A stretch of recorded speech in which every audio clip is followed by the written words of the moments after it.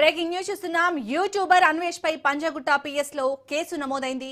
దేవతలను దూషించినందుకు పంజాగుట్ట పిఎస్ లో సినీ నటి బీజేపీ నాయకురాలు కరిటి కళ్యాణి ఫిర్యాదు చేశారు. సెక్షన్లు 352, 79, 299 బిఎన్ఎస్ సెక్షన్ 671 యాక్ట్ కింద నమోదు చేశారు పోలీసులు. త్వరలో అన్వేష్ కి పోలీసులు నోటీసులు జారీ చేసే అవకాశం ఉన్నట్టు తెలుస్తుంది. అన్వేష్ వివాదాస్పద వ్యాఖ్యలపై ఇటు హిందూ సంఘాలు డిమాండ్ చేస్తున్నాయి. అన్వేష్ ను వెంటనే భారత్ కు రప్పించాలని, దేశద్రోహిగా ప్రకటించాలని డిమాండ్ చేస్తున్నారు.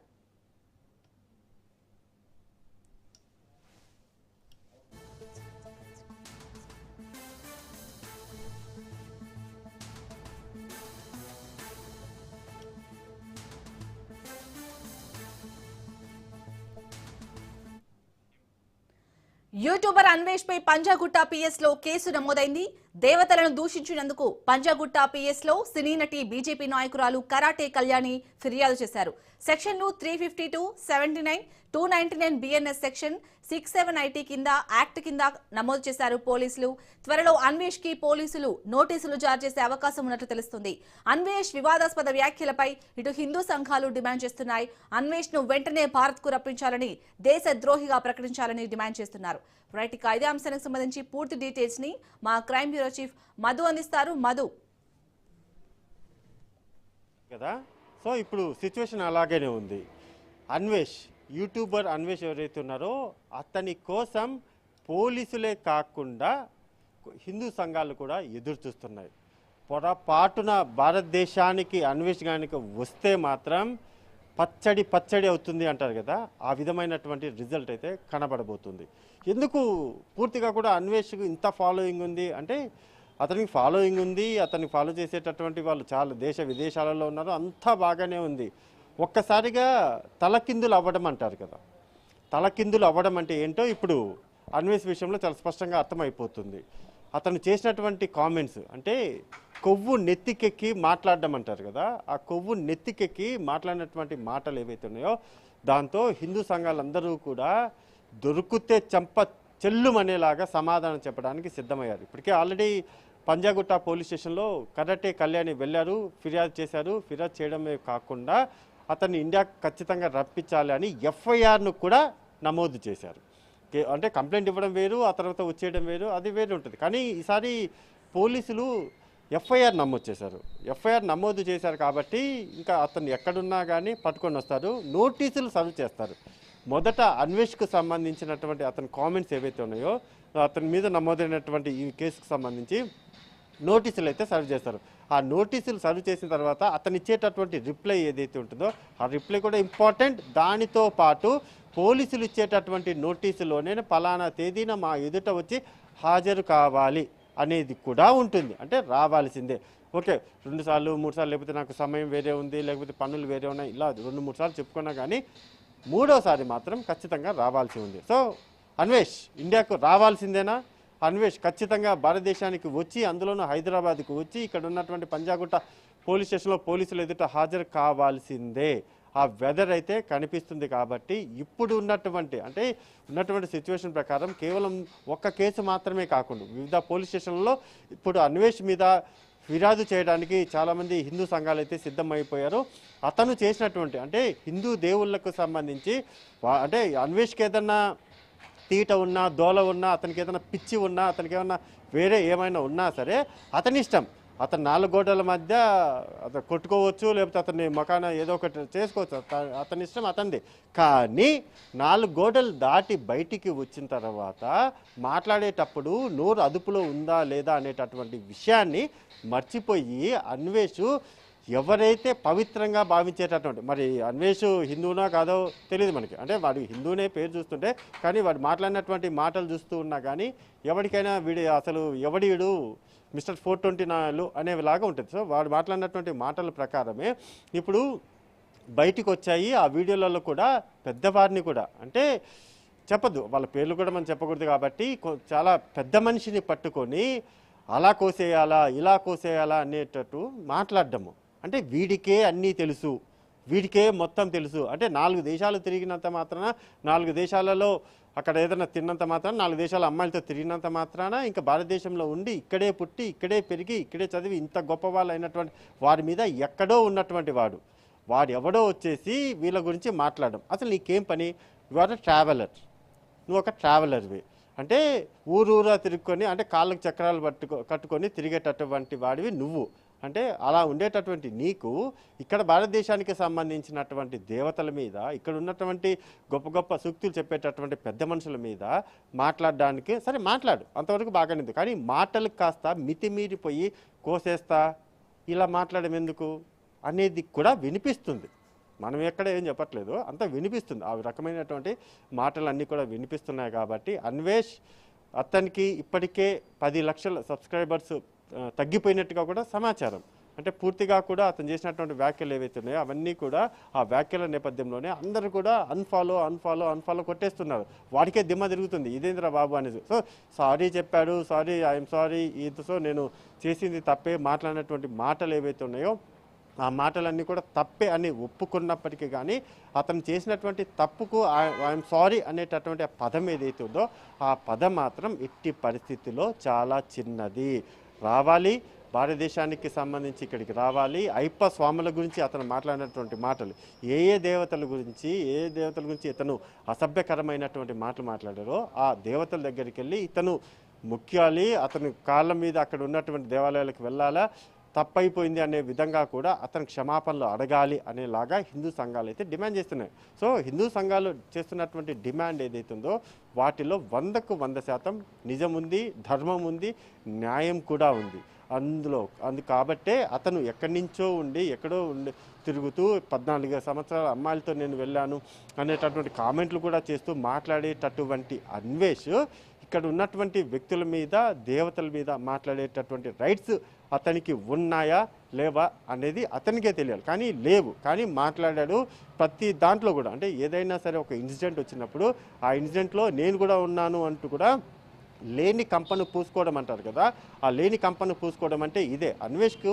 అతను ట్రావెలర్ కాబట్టి ఆ ట్రావెల్కి సంబంధించినటువంటి చెట్లు, పుట్టలు, కాయలు ఏదైనా చేసుకోవచ్చు, చూపించుకోవచ్చు. అలా కాకుండా అవన్నీ ఒకవైపు జరుగుతున్నాయి, ఇంకో రెండో యాంగిల్ వైపుకి వచ్చేసి ఈ విధమైనటువంటి మాటలు మాట్లాడడం అది ఎంతవరకు కరెక్ట్? అందులో అతనికి ఏమైనా సంబంధం ఉందా, అతనికి ఏదైనా రిలేషన్ ఉందా, అతనికి ఏమైనా రిలేటెడ్గా ఈ టాపిక్స్ ఉన్నాయంటే కాదు. అతను చేసేటటువంటి ట్రావెలింగ్ ఎపిసోడ్స్కి, అతను చేస్తున్నటువంటి మొత్తం యూట్యూబ్స్కి, వాటన్నిటికీ కూడా దీనికి ఇక్కడ కూడా లింకు లేదు. హిందూ దేవుళ్ళకు సంబంధించి, హిందూ సాంప్రదాయాల గురించి, అయ్యప్ప స్వాముల గురించి ఎవరికేం పని, వీడికేం పని అనేలాగా ఉన్నాయి. నిజంగానే చాలామంది కూడా నా అన్వేష్ అనేటటువంటి పదం ఏదైతే ఉందో అది నా అన్వేష్ కాదు, నా డాష్ అనేలాగా ఇప్పుడు మారిపోయింది. అన్వేష్ పరిస్థితి మాత్రం భారతదేశంలో ఇట్టి పరిస్థితుల్లో కూడా సరిగ్గా లేదు, మంచిగా అయితే లేదు, బాగా లేదు. అతను దొరికితే మాత్రం తాట తీసి వదిలిపెట్టడానికి ఇక్కడ ఉన్నటువంటి హిందూ సంఘాలు అందరూ కూడా సిద్ధంగానే ఉన్నారు. భారతదేశానికి రప్పించడానికి కూడా సిద్ధమైపోయారు. కాబట్టి ఆల్రెడీ పంజాగుట్ట పోలీస్ స్టేషన్లో కేసు కూడా నమోదైంది. కాబట్టి ఇంకా పంజాగుట్ట పోలీసులు నోటీసులు సర్వ్ చేయడానికి సిద్ధమయ్యారు. వన్స్ నోటీసులు సర్వ్ చేసిన తర్వాత అతను ఉంచుకొని ఎక్కడైనా సరే నేను ఒక రెండు రోజుల తర్వాత వస్తాను, లేకపోతే 2 నెలల తర్వాత వస్తాను ఇలా చెప్పినప్పటికీ కానీ పోలీసులు వెయిట్ చేస్తారు. అంత తొందరగా అయితే యాక్షన్లోకి తీసుకోరు. కానీ లీగల్గా కూడా 3వసారి నోటీస్ ఏదైతే ఉంటుందో, 3rd టైం సర్వ్ చేసేటటువంటి నోటీసుల ప్రకారం మాత్రం రావాల్సి ఉంటుంది.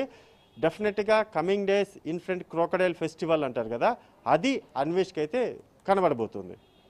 Right, thank you Madhu.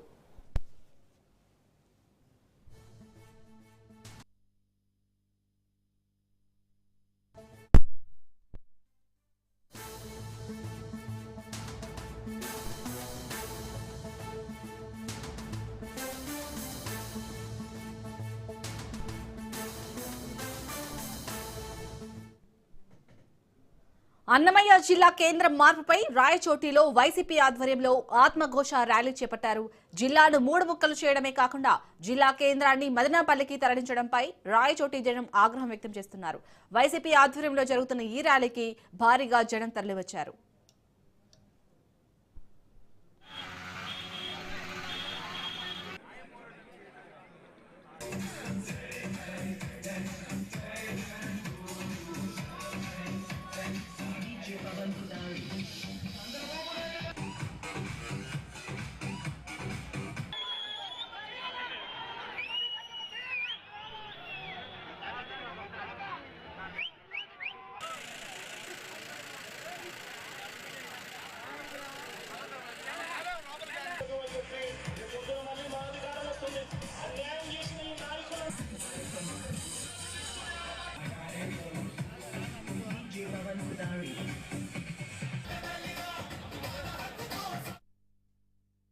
రాష్ట్ర ప్రభుత్వం ఇటీవల తీసుకున్న ఒక అనాలోచితమైన ఒక నిర్ణయం. రాయచోటి జిల్లా కేంద్రంగా ఉన్న అన్నమయ్య జిల్లాను ఈ రాయచోటి జిల్లా కేంద్రాన్ని తీసేస్తూ రాయచోటిని కూడా మదనపల్లిలో కలపాలని చెప్పి ఒక నిర్ణయం తీసుకొని రాజంపేటను కడపలో, కోడూరును తిరుపతిలో కలపాలని చెప్పి ఆలోచన చేయడం. ఒక శాస్త్రీయంగా జగన్మోహన్ రెడ్డి గారు ఆలోచన చేసి రాయచోటి సెంట్రల్ పాయింట్ ఈ రాజంపేట పార్లమెంటుకు సంబంధించి భౌగోళికంగా ఇది సెంటర్గా ఉంటుంది కాబట్టి దీన్ని హెడ్ క్వార్టర్స్గా పెట్టి ఇక్కడ ఒక జిల్లాని ఏర్పాటు చేస్తే బాగుంటుంది, ఇది వెనకబడిన జిల్లాలకు ప్రతిరూపంగా ఉంటుంది అని చెప్పి ఆలోచన చేయడం జరిగి ఇక్కడ జిల్లాని కేటాయించడం కూడా జరిగింది. ఇటీవల వీళ్ళు తీసుకునే నిర్ణయాలు చూస్తూ ఉంటే చాలా బాధగా ఉంది. ఎవరి మీద కక్షతో ఈ పరిపాలన చంద్రబాబు నాయుడు చేస్తున్నాడో అర్థం కావడం లేదు, ఎలాంటి నిర్ణయాలు తీసుకుంటున్నాడో అర్థం కావడం లేదు. క్యాబినెట్ సబ్ కమిటీలు ఎలాంటి నిర్ణయాలు ఆయనకు చెప్తున్నారో కూడా అర్థం కావడం లేదు. ఎంత దారుణమైన పరిస్థితి అంటే ఏమి ఇప్పుడు జిల్లాలు పునర్వ్యవస్థీకరణ చేయకుండా పోతే నష్టమేమొచ్చింది ఈ రాష్ట్రానికి? అడ్మినిస్ట్రేషన్కి ఏమైనా ప్రాబ్లం వచ్చిందా? ఇటు అన్నమయ్య జిల్లా కేంద్రం మార్పుపై రాయచోటిలో వైసీపీ ఆధ్వర్యంలో ఆత్మఘోష ర్యాలీకి సంబంధించి పూర్తి డీటెయిల్స్ ని మా ప్రతినిధి హుస్సేన్ అందిస్తారు. హుస్సేన్. మూడు ముక్కల్లో ఒకటైనటువంటి రాయచోటిలో నిరసన సెగలు ఉవ్వెత్తున ఎగిసిపడుతున్నాయనుకోవచ్చు. నియోజకవర్గ వ్యాప్తంగా వెల్లుబుకినటువంటి ఈ ఆందోళనలు ఇప్పుడు వైసీపీ పార్టీ తన భుజానికెత్తుకుందని కూడా మనము విశ్లేషించుకోవచ్చు. నిన్న మొన్నటి దాకా అంతో ఇంతో దింపుడు కళ్యాణ్ ఆశలైన రాయచోటి వాసల్లో ఉండేవని తెలుస్తోంది. అయితే అది కాస్త ఆవిరైపోయి ఇవాల్టి నుంచే కొత్త జిల్లా కేంద్రాల నుంచి పరిపాలనా వ్యవహారం మొదలు పెట్టాలంటూ రాష్ట్ర ప్రభుత్వం ఆదేశాలు కూడా జారీ చేయడంతో ఆ ఆశలు కాస్త పూర్తిగా ఆవిరైపోయినట్లేనని రాయచోటి వాసులు గ్రహించక తప్పడం లేదు. దీంతో ఇక రాయచోటి వాసుల ఆశలు ఆశయాలు పూర్తిగా ఆవిరైపోయినట్లైనటువంటి అభిప్రాయాలు రాయచోటి వాసుల్లో కాకుండా పూర్తిగా అంటే రాష్ట్ర వ్యాప్తంగా ఉన్నటువంటి సర్దుబాట్ల వ్యవహారంలో కూడా ఇలాంటి వ్యవహారాలు వ్యక్తమవుతున్నాయి. ఈ క్రమంలోనే రాయచోటిలో ఇవాళ అన్నమయ్య జిల్లా రాయచోటి ఆత్మఘోష పేరుతో పెద్ద ఎత్తున ర్యాలీ కూడా చేపట్టడం జరిగింది. నియోజకవర్గ పరిధిలోని వైసీపీ కార్యకర్తలు తర్వాత నేతలంతా రాయచోటి కేంద్రానికి చేరుకున్నారు. మాజీ ఎమ్మెల్యే రాష్ట్ర వైసీపీ సీనియర్ నేత అయినటువంటి గడికోట శ్రీకాంత్ రెడ్డి, మరో మాజీ ఎమ్మెల్యే అయినటువంటి రమేష్ కుమార్ రెడ్డి నేతృత్వంలో భారీ స్థాయిలో ఈ ర్యాలీ కొనసాగింది. ఈ ర్యాలీ అంటే ఇక్కడ ఉన్నటువంటి సెంటర్ నుంచి పట్టణంలోని ప్రధాన వీధుల్లో వైసీపీ జెండాలు చేతబట్టి రాయచోటి జిల్లా కేంద్రాన్ని ఇక్కడి నుంచి ఎలా మార్చేస్తారంటూ కూడా పెద్ద ఎత్తున నినాదాలకు చేస్తూ వైసీపీ నేతలు కార్యకర్తలు ర్యాలీగా పురవీధుల్లో తిరగడం జరిగింది. అయితే వైసీపీ నేతలతో పాటు ఈ ర్యాలీలో ముఖ్యమైనటువంటి విషయం ఇంకొకటి చెప్పుకోవాల్సింది ఏంటంటే వైసీపీతో పాటు స్థానిక ప్రజానీకము స్వచ్ఛందంగా పార్టీలకు అతీతంగా నిరసన కార్యక్రమంలో పాల్గొనడం కూడా ఇందుకు విశేషంగా చెప్పుకోవచ్చు. అంటే ఇక్కడి రాయచోటి వాసుల్లో ఉన్నటువంటి భావోద్వేగము ఆగ్రహము కట్టను తెంచుకుందని కూడా ఈ సందర్భంగా మనము చెప్పుకోవచ్చు. చంద్రబాబు వైఖరి అంటే ఈ నిరసన కార్యక్రమంలో ఈ ప్రజలంతా కలిసి చంద్రబాబు వైఖరిని కడప జిల్లాకు పూర్తిగా అన్యాయం చేయడం కోసమే ఈ విధమైనటువంటి అన్యాయానికి గురి చేశారని కూడా ఇక్కడ చర్చించుకోవడం జరిగింది. అన్నమయ్య జిల్లాను పనంగా పెట్టి తన స్వార్థానికి అంటే తన రాజకీయ స్వార్థానికే చంద్రబాబు ఈ విధమైనటువంటి చర్యలకు పూనుకున్నారని వైసీపీ నేతలు తీవ్ర స్థాయిలో ధ్వజమెత్తారు.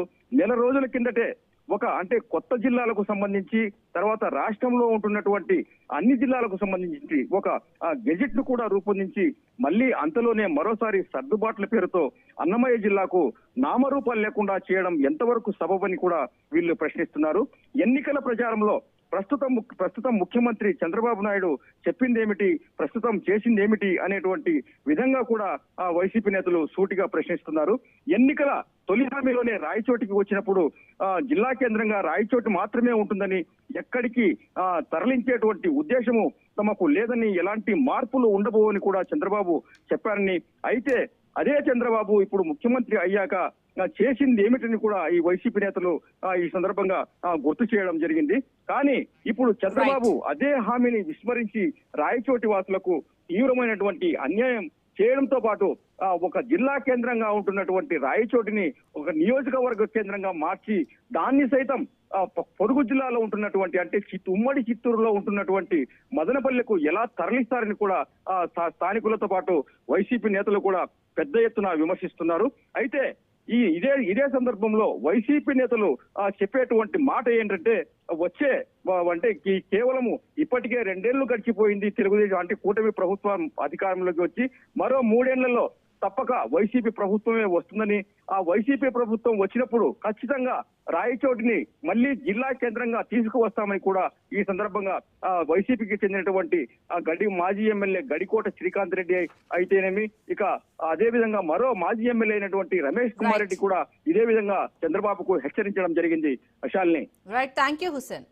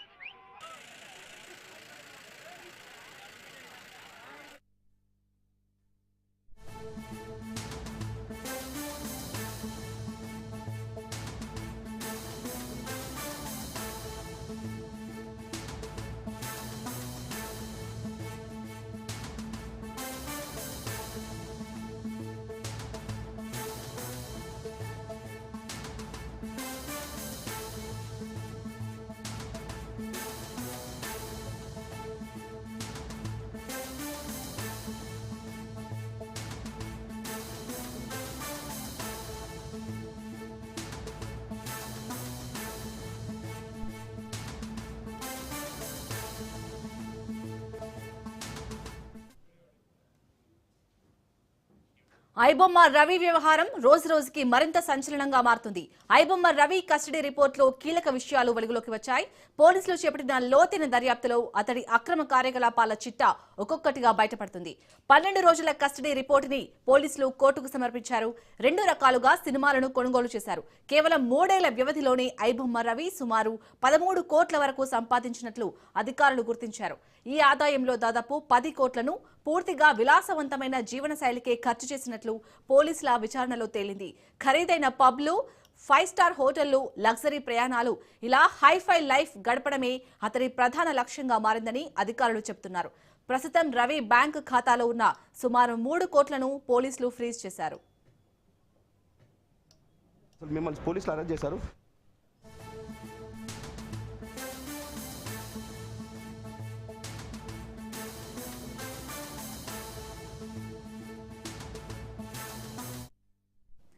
ఐబొమ్మ రవికి పైరసీపై ఆసక్తి ఇప్పటిది కాదు. 2007 నుంచి అతడికి ఈ అక్రమ మార్గంలో డబ్బు సంపాదించాలనే ఆలోచన ఉన్నట్లు పోలీసులు గుర్తించారు. అప్పటి నుంచే తన స్నేహితుల సర్టిఫికెట్లు, ఐడెంటిటీ డాక్యుమెంట్లను వారికి తెలియకుండానే దొంగిలిస్తూ అక్రమాలకు పాల్పడినట్లు సమాచారం. ముఖ్యంగా ప్రహ్లాద్ పేరుతో driving licence, PAN card, bank account తెరిచినట్లు పోలీసులు నిర్ధారించారు.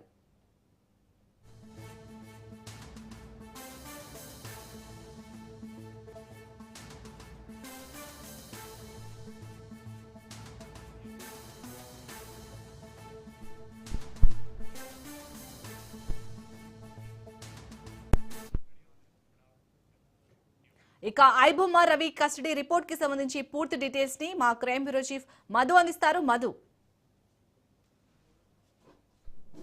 రవి ఏదైతుందో విచారించినటువంటి పోలీసులు కొంత ఇన్ఫర్మేషన్ అయితే రాబట్టారు.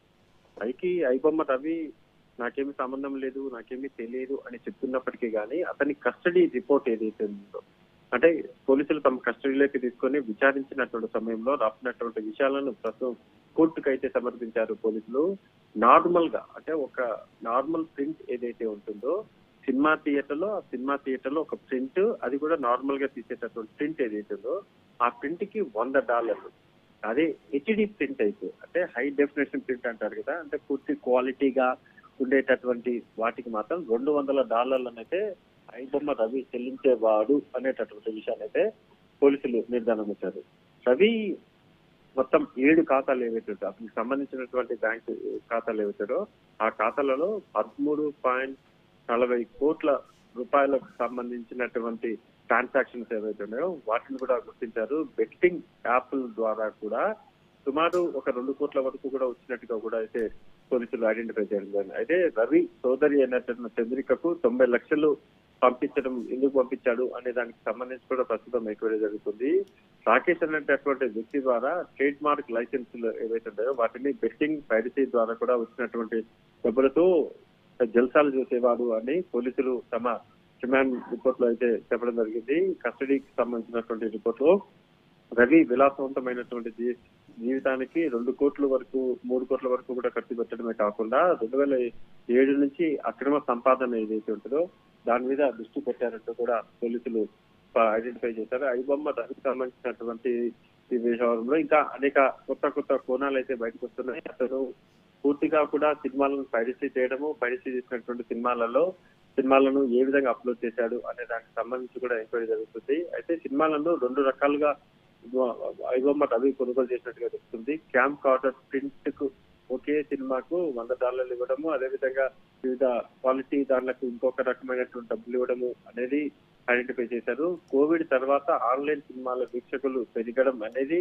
తనకి బాగా కలిసి వచ్చింది అనేది చెప్పచ్చు. ఎందుకంటే కోవిడ్ తర్వాత ఆన్లైన్ లో సినిమాలు చూసే వారి సంఖ్య పెరిగిపోవడంతో ఇంకా రవి ఐబొమ్మలో అనేక సినిమాలను అయితే అప్లోడ్ చేస్తూ వచ్చాడు. అయితే కోవిడ్ అనంతరం తన వ్యాపారం భారీగా పెరిగిందని విచారణలో ప్రస్తుతం ఐబొమ్మ రవి అయితే వెల్లడించారు. అయితే రవికి సంబంధించినటువంటి మొత్తం ట్రాన్సాక్షన్స్, మనీ లాండరింగ్ కావచ్చు, మనీకి సంబంధించినటువంటి వ్యవహారాలు వాటన్నిటి మీద కూడా ప్రస్తుతం ఎంక్వైరీ జరుగుతుంది. కూకట్పల్లిలో ఉన్నటువంటి ఉషా ముల్లపూడి సమీపంలో ఇతను ఒక కార్యాలయాన్ని కూడా ఏర్పాటు చేశాడు. అదేవిధంగా పైరసీ కోసం 10 మందిని ఏకంగా 10 మందిని ఇతను నియమించుకొని మొత్తం ఈ కార్యకలాపాలన్నీ కూడా జరపడం జరిగింది. అయితే రాకేష్ అనేటటువంటి విదేశీయుడి ద్వారా కూడా ట్రేడ్ మార్క్ లైసెన్సులు అతను తీసుకోవడము, ఆ మొత్తం వ్యవహారాలన్నీ కూడా జరపడం అనేది ఇప్పుడు చాలా కీలకంగా మారింది. ఆల్మోస్ట్ రవికి సంబంధించినటువంటి అన్ని డీటెయిల్స్ బయటకు తీశారు. రవి ఏ విధంగా సినిమాలను పైరసీ చేసేవాడు, పైరసీ కాకుండా బెట్టింగ్ యాప్స్ ఏ విధంగా నిర్మించాడు అనే దానికి సంబంధించి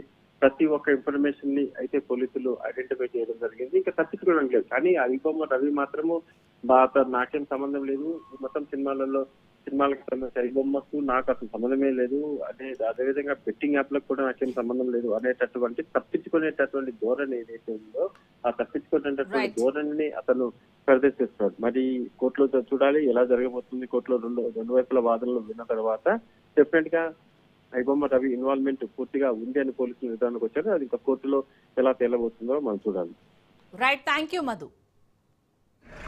సంబంధించి మొత్తం జరుగుతున్న ఇష్యూకి సంబంధించి మీరు ఏం చెప్తారు? మొత్తం పైరసీ చేశారని చెప్తున్నారు. దాదాపు 4 మీరు ఏం చేశారు? మీ రోల్ ఏంటి చెప్పండి.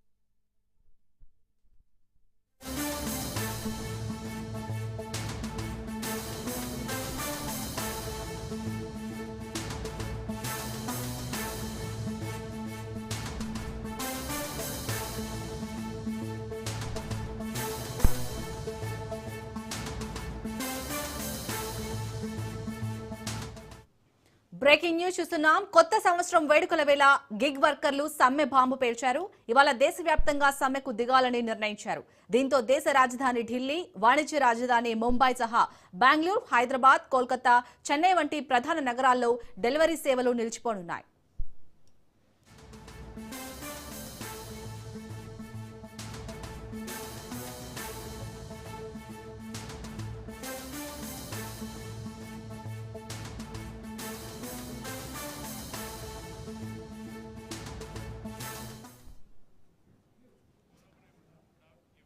Zomato, Swiggy, Blinkit, Zepto, Amazon, Flipkart తదితర సర్వీసులకు సంబంధించిన డెలివరీ సిబ్బంది సమ్మెలో పాల్గొంటున్నారు. సమ్మెకు Telangana gig platform workers union, Indian federation of app based transport workers సంఘాలు మద్దతు పలికాయి. మహారాష్ట్ర, కర్ణాటక, ఢిల్లీ, పశ్చిమ బెంగాల్, తమిళనాడులోని గిగ్ యూనియన్లు కూడా సమ్మెలో పాల్గొంటున్నాయి.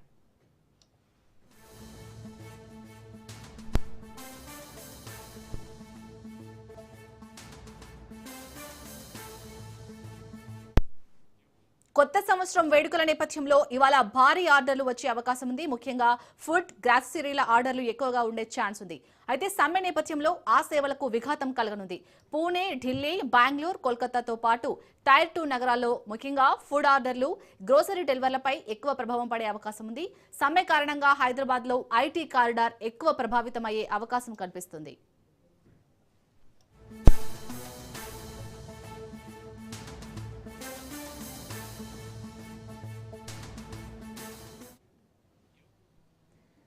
ఎక్కువ గంటలు పనిచేయించుకుంటున్న కంపెనీలు ఇచ్చే ప్రతిఫలాన్ని మాత్రం అంతకంతకు తగ్గిస్తున్నాయని డెలివరీ ఏజెంట్లు ఆరోపిస్తున్నారు.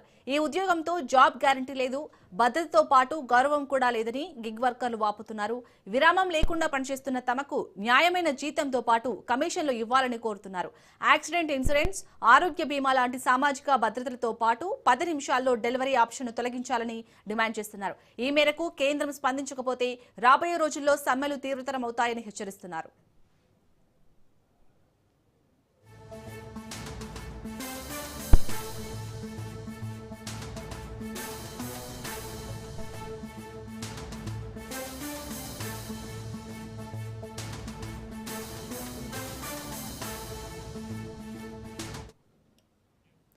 ఈ డిమాండ్లతో క్రిస్మస్ రోజునే దాదాపు 40,000 మంది గిగ్ వర్కర్లు దేశవ్యాప్తంగా సమ్మె చేయగా దాదాపు 50% డెలివరీలు ఆగిపోయాయి. ఈసారి ఏకంగా 150,000 మంది సమ్మెలో పాల్గొంటారని ఓ అంచనా. అదను చూసి గిగ్ వర్కర్లు తమ డిమాండ్లను సాధించుకోవడం కోసం సమ్మెబాట పట్టినట్లు యూనియన్ల నిర్ణయంతో స్పష్టమవుతుంది.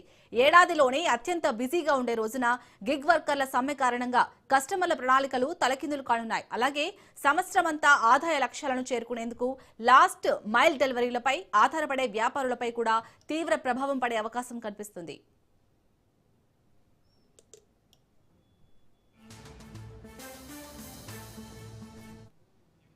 రైట్, ఇక ఈ రోజైతే దేశవ్యాప్తంగా గిగ్ వర్కర్లు అయితే సమ్మెలో పాల్గొంటున్నారు. దీనికి సంబంధించి పూర్తి డీటెయిల్స్ ని మా ప్రతినిధి రాజు అందిస్తారు. రాజు.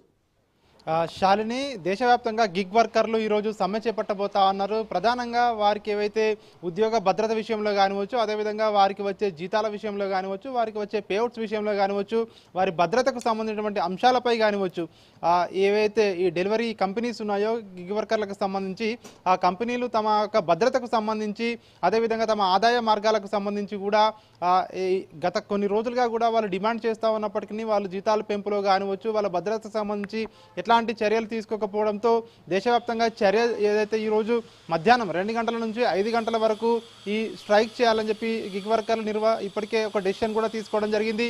అందరూ కూడా సమ్మెలో పాల్గొనాలని చెప్పి కూడా గిగ్ వర్కర్లు ఇప్పటికే పిలుపునివ్వడం జరిగింది. ప్రధానంగా మనం చూసుకున్నట్టయితే స్విగ్గీ, జొమాటో, అదేవిధంగా బ్లింకిట్, అదేవిధంగా ఇతర ఏవైతే ఈ డెలివరీ యాప్స్ ఉన్నాయో ఈ డెలివరీ యాప్స్ ద్వారా వీళ్ళందరూ కూడా గిగ్ వర్కర్లు పనిచేస్తూ ఉన్నారు. ప్రధానంగా ఈ మెట్రో నగరాల్లో వీరి సేవలు ఎక్కువగా ఉపయోగించుకుంటారు. హైదరాబాద్, బెంగళూరు, పూణే, అదేవిధంగా కోల్కతా, ముంబై ఇట్లాంటి నగరాల్లో ఈ గిగ్ వర్కర్లకు ఎక్కువగా డిమాండ్ ఉంటుంది.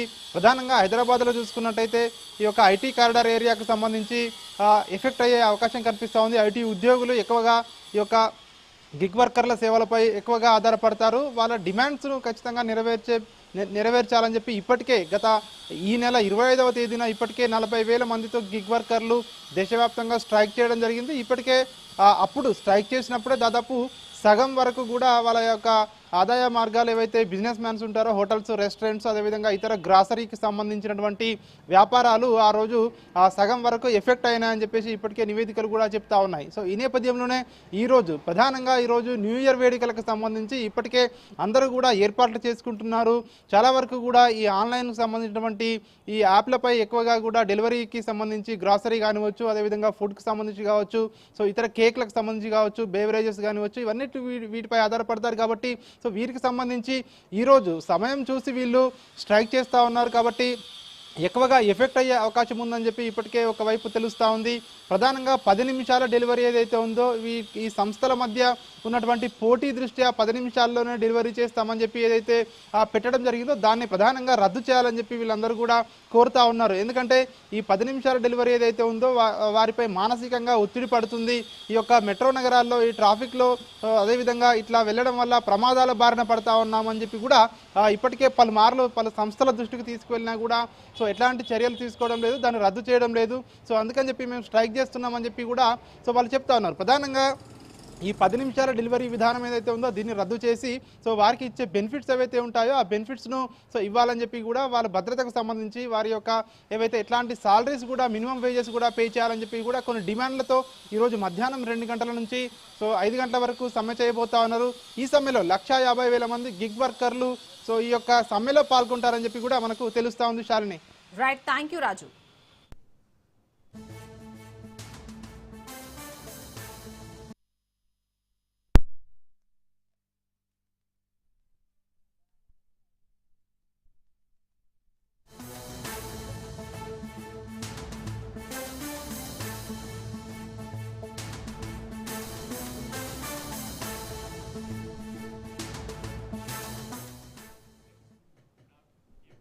బ్రేకింగ్ న్యూస్ చూస్తున్నాం. కరీంనగర్ జిల్లాలో పెద్ద పులి కలకలం రేపుతోంది. బహదూర్ ఖాన్ పేటలో పెద్ద పులి సంచరించింది. గుర్రం భూమిరెడ్డి పొలంలో పెద్ద పులి అడుగులు కనిపించాయి. రైతుల పొలాలకు ఒంటరిగా వెళ్లొద్దని అధికారులు హెచ్చరించారు.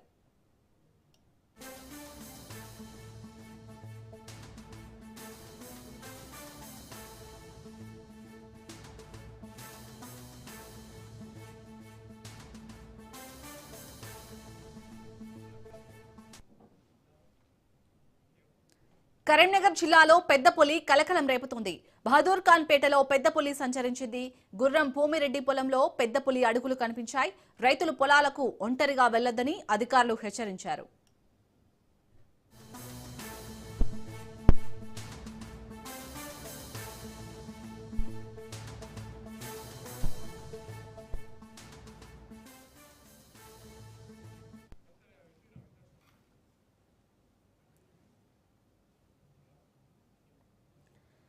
కరీంనగర్ జిల్లాలో పెద్ద పులి కలకలం రేపుతోంది.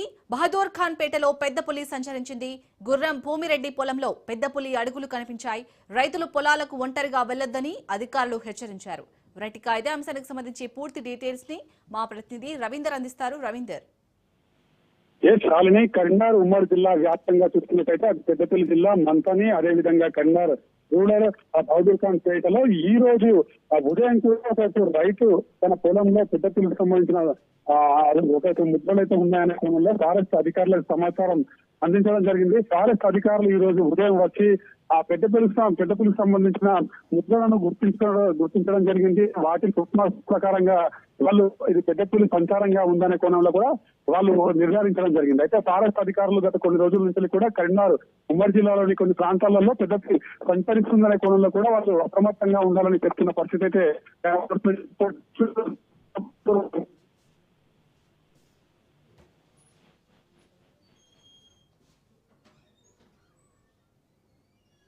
Right, thank you Ravinder.